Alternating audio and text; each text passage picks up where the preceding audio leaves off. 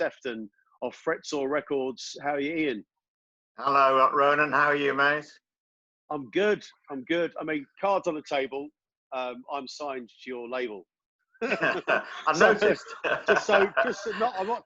That's not for you. That's for the viewers to know. I know. That this is. You noticed when you signed me. Yeah, that's nice. It's nice. So basically, we're just going to be talking through a little bit of an introduction to Ian and how he came to be doing what he's doing, and then we're going to be going through some of the acts that are coming through and being released at the moment and have been released so far on Fretsore. So right, Ian. So you've Fretsore Records. How did that all start? Well, do you know, it goes back to the 80s, I think. In fact, even earlier, I used to sit up late at night with a tape recorder recording all the John Peel sessions, including your big brothers. Ronan McManus' big brother is Declan McManus, also known as Elvis Costello. I'm sure most of you know. And I recorded all those sessions, and I had this hankering to release a bootleg. But being, you know, a teenager and skint, that was never going to happen. But I think the seeds were sown then. And I came up with the title or the logo for Fretsore Records in 1980. Wow, so that's only a few years ago then. For you, my head. So yeah. But life's path didn't bring you down that road straight away, did it? No, no, it didn't. So tell us a little bit about when it actually came to fruition for you, and you know what happened around that. Yeah, as you said, life kind of got in the way for the next 30 odd years, really, and after a lot of years in high pressure sales jobs, I actually became poor mentally health, declined. I was quite ill, didn't work for almost 5 years. And it was a chance conversation with somebody at a gig I went to that made me realize that I just needed to do something positive with my life. I'd become a bit of a couch potato and I needed to do something positive. And I think the seeds, the germinating seeds really started on that train journey back from Perth. And the idea was to do a charity album for mental health. It seemed the right cause, the right time. So Music Minds was born. And at this point, we already knew each other, because you used to come to gigs. And I mean, right. You've always been a music lover, even since the days of your dreamings of 1980 of a record label. You've followed music all that time and been very Absolutely. active in going to see live music and an active interest, and that's kind of how our paths crossed. Yeah, exactly. I mean, the sort of target list for the album were really all the bands, as you say, I was going to see. The music industry had changed a lot, particularly in recent years, as you know, and certainly the big bands of yesterday were now playing smaller venues. Everybody was doing meet and greets. So the short list initially was bands that I'd see regularly that virtually knew me by name, and they were the kind of people that I thought would be supportive. So that was the blank sheet of A4, and the list were bands that I was going to see. And as you say, people like you were on my list and top of the list to approach. Yeah, so you had plans to make kind of a normal size one CD album, but it grew quite quickly, didn't it? And as you got more, as the interests kind of grew and people kind of got more interested, so you ended up with a 3 CD album. Yeah, I mean, I'd love to say I was a great salesman. It was my salesmanship, but really it was the fact that, it was a good cause at the right time. And these musicians were so generous and so supportive that I got to the point where I'd get really nervous and anxious about approaching some of the bigger stars. But as soon as I got into the pitch, they were on board straight away. And as you say, it was a triple CD, 50 acts. But I deliberately wanted to choose a whole range. I tried to approach some of the famous guys. So you've got Graham Goldman of 10cc, you've got Chris Difford and Glenn Tilbrook of Squeeze, you've got loads of other artists, Nick Kershaw, multi-million seller. So all these guys, I hope would pull in the interest, but I also deliberately chose lesser known acts, even acts that only released on their own labels, to try and introduce people to new music. So as you say, my love of the music was also trying to help and support some of these lesser known acts to hopefully take them to, you know, to new audiences. Just a perfect day. Big animals in the zoo. Then later, a movie too, and then home. Oh, it's such a perfect day. I'm glad I spent it with you. Oh, such a perfect day. You just keep me hanging on. You just keep me hanging on.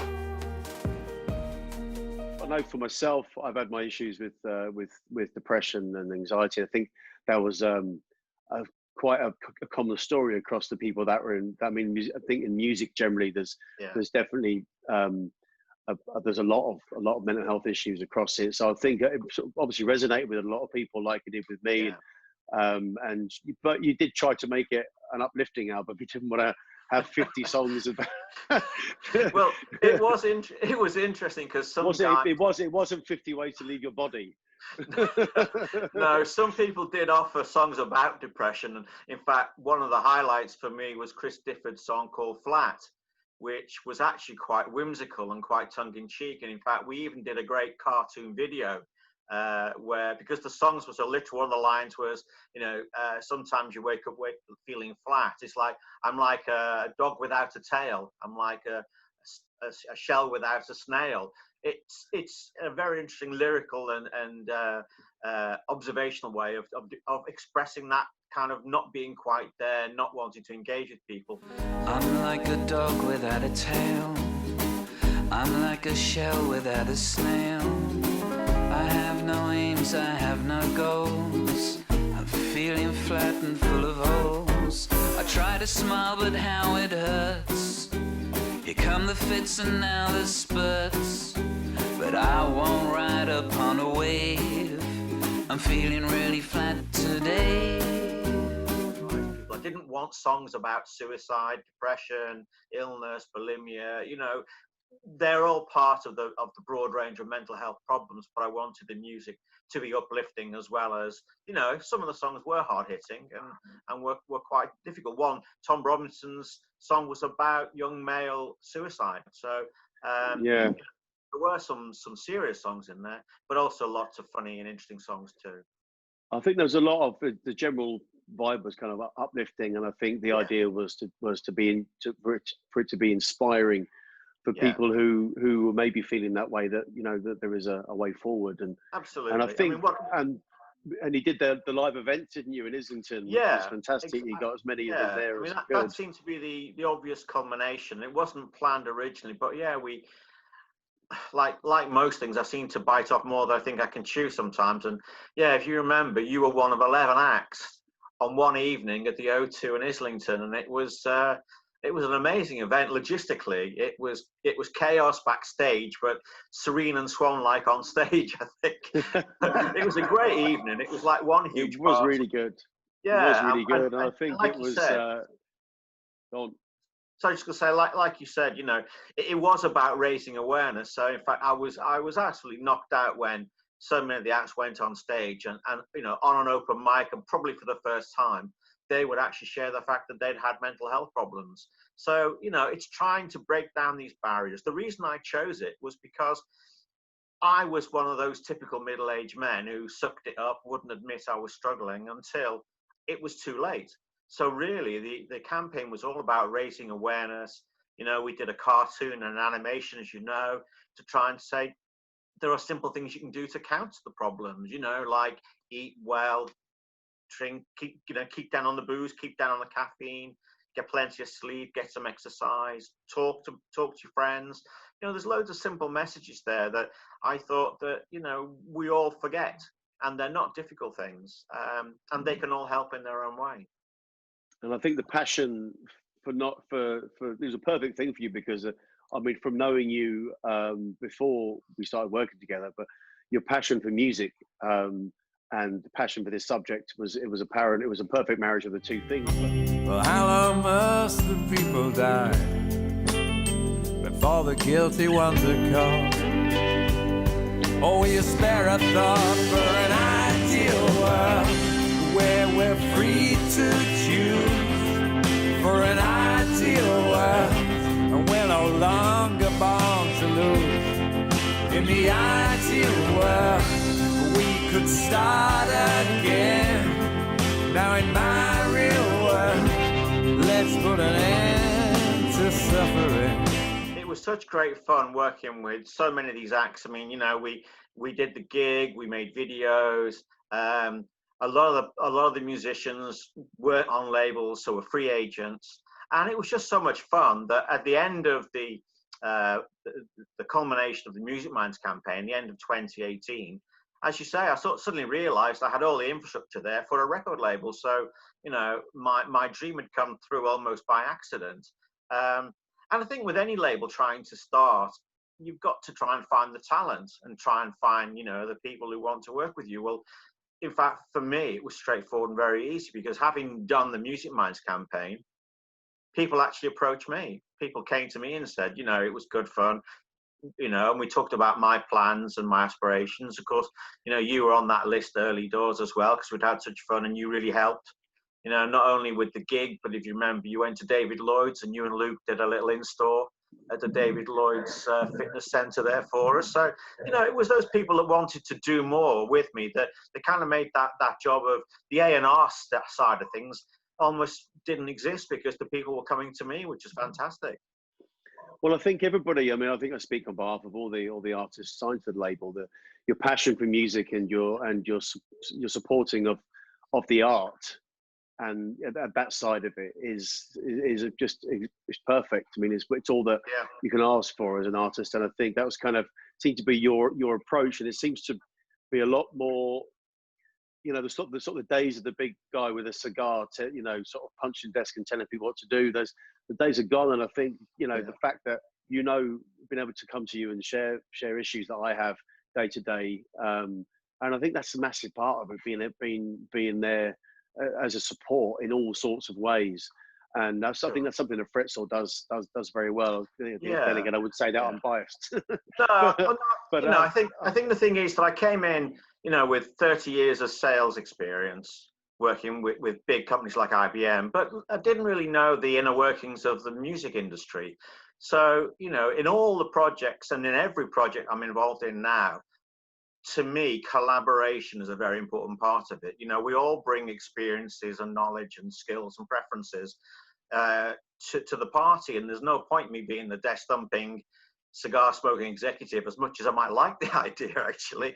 I don't think that those days will ever happen again, really. And also, as I say, you know, I guess the ethos of the label is I'm working with experienced musicians. You know, I'm not having to find brand new talent. My aspirations are not to find those guys on YouTube who are playing in their bedrooms. So I guess that's what we're all doing at the moment, I guess, aren't we? But you know, in terms of finding the talent, if you look at the roster, they're all experienced musicians. It's just, you know, my hope is to try to help all these guys get up a few more rungs of the ladder. You know, I sometimes joke I can't wait to get rid of them. Not because I don't like working with them, but hopefully because they've been successful and, you know, they've moved on to the next thing, which is well, I think it's a wider issue, which certainly the major labels, and I think something that that a lot of us have been worried about is the fact that the sort of the talent isn't getting signed and developed.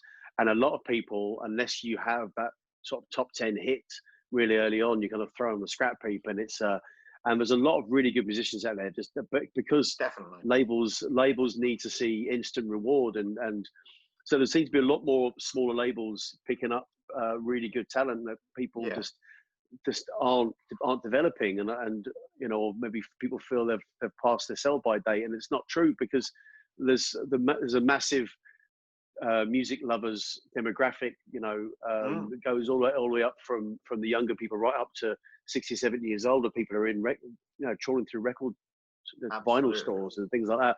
So there seems to be more, seems to have gone full circle to where when my big brother was signed to Stiff, that kind of that sort of like independent label that existed a lot around that time seems to come full circle, and these things are now relevant again. And Fretsore is an example, a perfect example of a not too far from the Stiff model, really. No, I don't think we're quite as outrageous. I think we're a bit more middle and old age. So we don't go as far as using the some of the choice phrases that Stiff Records use. But yeah, I mean, obviously, yes. you know, I was buying all the Stiff Records as they came out back in the 70s, and it certainly was a label to admire for the fact that it did push against all the conventions of the day. But I think today the challenges are different, the model is different, and I think, you know, the challenge, and the one that I've chosen to take on, is, as you say, is it's not for the lack of talent. It's how to reach your audience out there. And, you know, with so many ways to consume music, and so many ways that people consume music without buying it, which is clearly a challenge in its own right as well.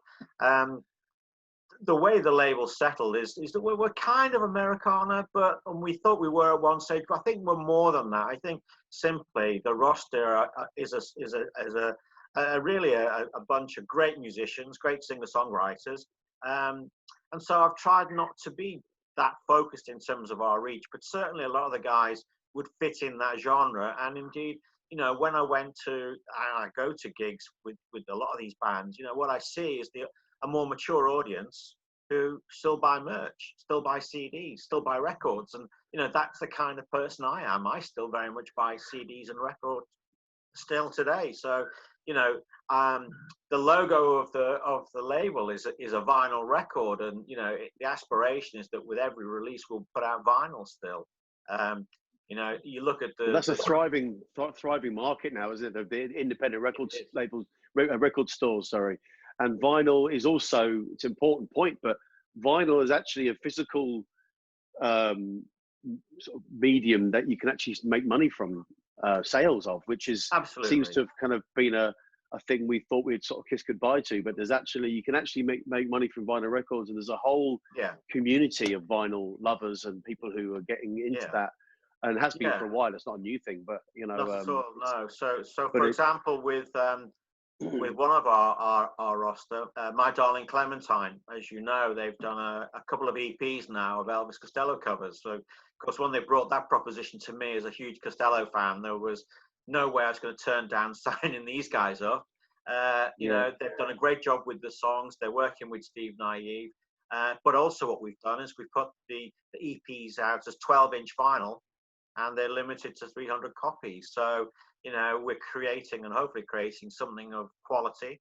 You know, a lot of time and effort went not only to the recording, but the physical aspects of it. And, you know, these things are still beautiful objects to own, which is something that I really don't understand the people in the download world. I can see the convenience of it, but, you know, I go back to the days when you'd buy a record with your pocket money every week, and you'd read the lyrics, you know, song by song. You sit and hold it in your hands, and that sort of tactile experience is something I've never lost. So very much part of the ethos of the label will be to produce physical product, you know, as often as possible.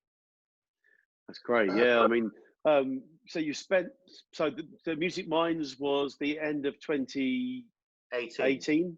End of 2018. So you decided to sort of start signing people sort of around the beginning of 2019. Would that be about right? Yeah, that's right. So, and as you've discussed the idea that you'd be kind of spending 2019 kind of stocking the sort of the shelves as such.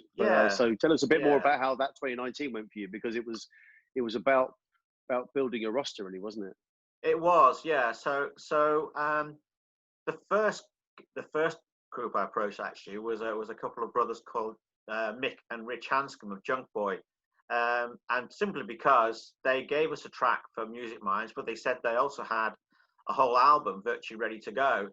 And knowing that these guys were easy to get on with and didn't have, you know, high expectations necessarily from what they were doing, and they were very supportive of me, I thought, you know, I'll start with an easy project of releasing their first album, which we did.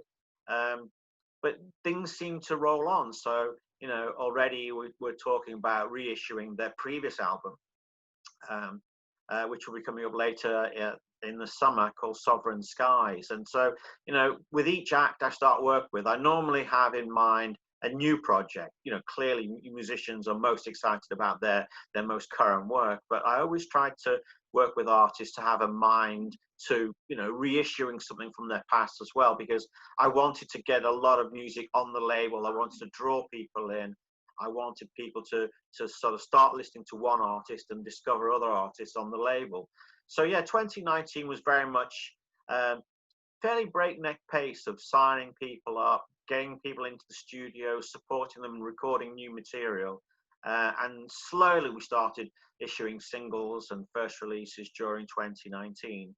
But yeah, 2020 was intended to be the big year of selling lots of merchandise, of getting lots of people out on the road, selling records. Yeah. So for us, this has come, you know, this whole lockdown couldn't have come at a worse time, really. Yes, but you have been releasing stuff this year. I mean, it's this. Yeah. You know, there's speaking as an artist on the label. You know, it's frustrating that we can't get out there and really get out on the road and do the live gigs. But you've had to adapt kind of what you've been doing. But you have been getting things out there. PHILIP RAMBOW is Switchbox TV viewers will know him from. Actually, a lot of the guys have done Artists for NHS videos as part of that charity drive. So PHILIP's album Canadiana came out. Is that right? Yeah, it came out the end of April. So we released 3 singles with him. Canadiana came out. It's got some great reviews. I mean, again, PHILIP, I've known PHILIP for ages. He was a big part of the Music Minds campaign. He was my, you know, reference point and advocate. I started off as a fan, and I started to be almost like a stalker, you know, following him around, and he was very, very supportive. So again, when we talked about potential projects, he and I discussed Canadiana as it became known, and yeah, it's been a great album. It's been getting great reviews. We've pressed up 200 CDs in this case initially, because at this point all the record stores were closed down. Even Amazon wasn't stocking and selling. So rather than sit and wait, which is what some of the majors have done, we decided to carry on. We pressed some CDs. We created our own Bandcamp site. And as you say, we were using all the usual digital service providers, but also we've created effectively our own shop and are selling direct to customers. So yeah, you know, it was never my plan, but we realized it was the only way that we could probably get the music out to music lovers, and it's been a great success so far. So, you know, it could always be better. We've got to keep promoting. We've got to keep telling people our music is there. We're advertising in the press. We're trying everywhere we can to just let people know we're here. It's great. I mean, PHILIP's album has got some fantastic musicians playing on the album, isn't he? I mean, he just knows everybody. I mean, the level of musicians he knows is ridiculous. But I mean, there's some fantastic it was players really on there, isn't there? Through all his contacts that I suddenly realised how interconnected the world of music is actually. For music lovers who don't necessarily know the music world, it's almost like 6 degrees of separation. Any 2 musicians on the planet are less than 6 degrees of separation. It was amazing when I started to see how people I didn't realize had anything to do with each other, either geographically or musically, would know each other.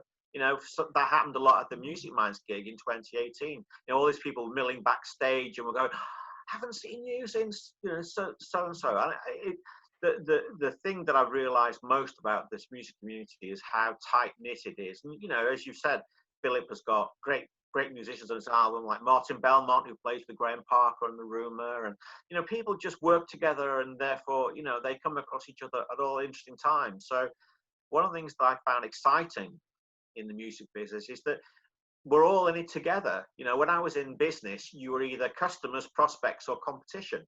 You know, there was, in some ways, there were strains in relationships. They were uneasy relationships. Maybe I'm wrong, but mostly in the music business, I'm seeing some, you know, very, very close business and personal relationships, and it's a lovely thing to be a part of, actually. So the PHILIP's album's out. What's the latest single? The latest single is a song called Oceans Apart. Oceans Apart, right, yeah. The video for which we actually made in Liverpool, which is my hometown, as you know. And we literally, the day before, in fact, you were in Liverpool that day before, if you remember, there was a whole gang of us went up for Ian Prowse's Monday night event in the Cavern. Yes. And the weather was terrible, and I thought, there's no way we'll shoot a video the next day. I mean, the Mersey's famous for these dreadfully cold winds that come off the water, you know, and it was looking foul. But if you look at the video, it's a beautiful day. It's like the skies parted and the sun came out. So we made a great video that day, and it was actually nice to show my hometown, you know, because that waterfront there is iconic, isn't it? The Three Graces and what have you. So I was pleased that Philip wanted to keep them involved, even though he's a Canadian and lives around the south, south of London and the home counties. We just loved the city. The scenery was fantastic, and it was great fun making that video. Where's the fun of staying at home? There's a whole wide world to adventure and roam. Now we're oceans apart.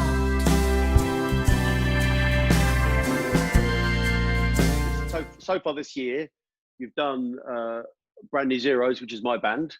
That was we did our album was kind of complete at the start of the year, and we're going to be releasing singles. And Human Kindness is the latest one, which people can find. We did it for the Artist Apprentice again. That was that exact song. But I'll tell you what I found. It's not the dollar or the pound. What makes the world go around is human kindness. What makes the world go around is human kindness. Matt McManaman is another new signing. Now I know Matt from, he actually sang on a record of mine a little while ago, and Matt's from Liverpool as well. Yeah, he was originally, as you're saying, he was in a band in the 90s. I never, I'm that bit older, so, but I didn't know he was the lead singer in a band called the Dead 60s, who had all sorts of hits and traveled the world and did really well. But I came across him again, one of those chance things. I went to see Ian Prowse play a gig in Oxford, and Matt was supporting him and played an acoustic set with his friend Vinny. And at the time, no real, intentions of signing another act, but I just met with Matt, chatted to him, thought how great his music was, and it took a while, but eventually he's joined the label, and he's got some great new songs coming out. Very different from his 60s stuff, but yeah, it's really. When I met him, he was playing with the Specials. When I met him, and he had a little stint with the Specials, which came to an end, and then he kind of found himself sort of not doing a lot, and I think he kind of that's when he really started to get back writing again and thinking, right, I want to do this thing, and I think it was just the perfect timing really for you guys, for him, he was just finding his feet again with writing some more stuff, and his great acoustic guitar. It really shows his voice off, and I think it's got some beautiful songs, beautiful lyrics, and great sentiments in there. And I think it's and it seems to be just the perfect timing for you for both the label and for him. Oh, absolutely, yeah. So his latest single, Goodbye, is just when's that? That's out now, is it? That came out at the start of May, actually. So it was the 8th of May. So Matt says he writes songs from his own personal experiences, and the song Goodbye is a very heart-wrenching story of a relationship breaking down and him having to leave. And so, it's a very difficult subject, but the music sounds great. It's something that I think that people can relate to, in the current lockdown situation. There's there are lots of concerns about domestic abuse, and violence going up as a result of this. So it wasn't written for that purpose, but it certainly resonates with the fact that, you know, it can be difficult living under the same roof as somebody else. And in our story, Matt decides to leave, and we shot a great video for it back in Liverpool again. It's a beautiful video, yeah, beautiful video that. Yeah, his hometown, my hometown, and indeed the videographer lived there as well. So it kind of chose itself, but we literally chose the neighborhood where I was born and brought up just by chance. And yeah, we tried to make it almost like a bit of a kitchen drama, you know, where the relationship starts well and then descends into a less happy time. But Matt played his first acting role, so we acted it out. He was a little bit unsure about that, but he did a really good job actually. And we found a fantastic female lead for him, Emily Hunter, who I found through family connections and the Oldham Theatre Workshop. So he and Emily did a great job. And as I say, it's a bit of a kitchen drama in 3 minutes, and but it's a really enjoyable song. And you know, I think this is it. His songs have a lot of meaning, a lot of pathos, and you know, and they're beautifully made. So a part in Brookside awaits him. This is what you're saying. Yeah. If it doesn't work out, we know what he's going to be doing. This time it's goodbye. I have to be the one to make this moment die. This boy's gonna fly. 'Cause I've been sitting here, pushing down my fear. Here we are again. The rain came in and drenched my skin. My Darling Clementine, again, Michael Weston King did a fantastic video for Artists for NHS for Switchbox. Yeah. And so his single Different Finger. Yeah, that's the first single from the second volume. And these are a series of EPs, right? These are a series of EPs. That's right. Yeah. I mean, we had intended to make just one album of 12 tracks. But we found that things were dragging out, and of course, you know, with the virus situation, we couldn't get the last 4 songs completed. So way back when, we decided, well, I actually wanted to go with 3 10-inch EPs. I love this, again, tactile thing. I love the shape and size of 10-inch singles. So we had thought about doing that, but in the end, we went for 12-inch vinyl LP, you know, LP size. EPs. And yes, what they've done, the theme is country darkness. They've chosen the darker side of Elvis Costello's catalogue and put their own twist on them. Obviously, Elvis wrote them as a solo singer, and Michael and Lou Dalglish, his wife in real life, they've adapted the songs, changed them lyrically very slightly. Musically, they've adapted them. So Different Finger is a song that goes back to one of Elvis's early albums, Trust. And they've taken a very different take on it. They've made it like a Tex-Mex thing, and the animated cartoon that we put together to go with it underlies all that, you know, with cacti and setting suns and impromptu meetings in hotels, you know, in motels. So they've kind of taken the songs and put their own spin on them, and again, used some great musicians. And really, what adds is cream on the cake for me is that Steve Naive's involvement has helped take them to a different place again. Some of these songs, though they are Elvis Costello's, of course, Steve didn't play on all of them. So he's been able to either revisit songs he has played on or put a fresh spin on a song that he never actually played with originally. So, yeah, Volume 2 is about to come out in June. And we hope to have Volume 3 out before the end of the year, and then put them all together as a kind of a collective sort of greatest hits, almost, if you like, a compendium of all the 12 on a single CD, hopefully in time for Father Christmas.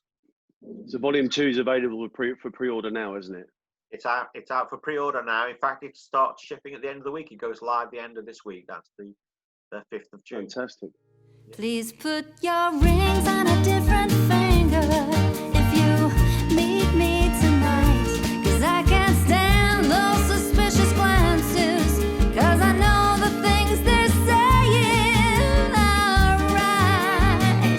They say why don't we straighten up and see what we've got to lose?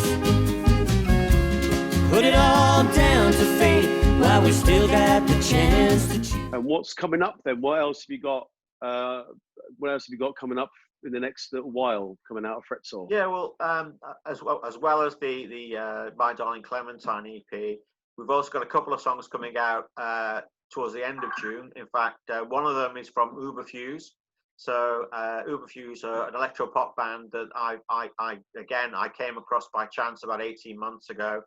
They're an electro pop band, and they're releasing a song called Father, hopefully in time for Father's Day. So not trying to be too exploitational, but it's a fantastic song, a lovely mellow pop song, which is perfect. Cherry's voice is fantastic as always on this, and Hal's arrangement is really, really kind of special. So that's coming on the 19th of June. And then the same day, actually, we've got a song called Sally's Got a Secret, which is released by a band called Don't Drink the Water, who are a 5-piece band out in Northamptonshire, who were recommended to us by a mutual friend of ours, Ian Griffiths, who Ian runs the Beetroot radio station, and he often has live guests.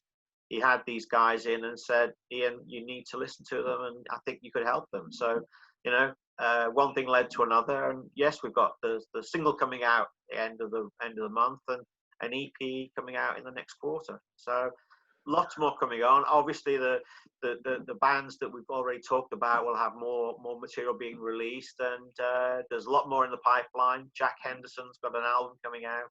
I'm working with a chap called Bob Collum, who is from Oklahoma originally. So for an Americana label, we've got actually one genuine American on our Americana label, which is good. And Bob's a great singer, songwriter. Lily Garland is a great UK country singer who's won awards for the last couple of years down in Portsmouth. And a sad shout out for her. She was organising a festival called Country on the Coast down in Southsea. Last year was the inaugural event, and I thought she did a fantastic job then, and she had a great lineup arranged for this year. And then of course the whole thing disappeared with the COVID crisis. So Lily's very active, very keen supporter of UK country music, and to the extent that she creates her own festival. So, you know, I have a lot of admiration for her and the effort that takes.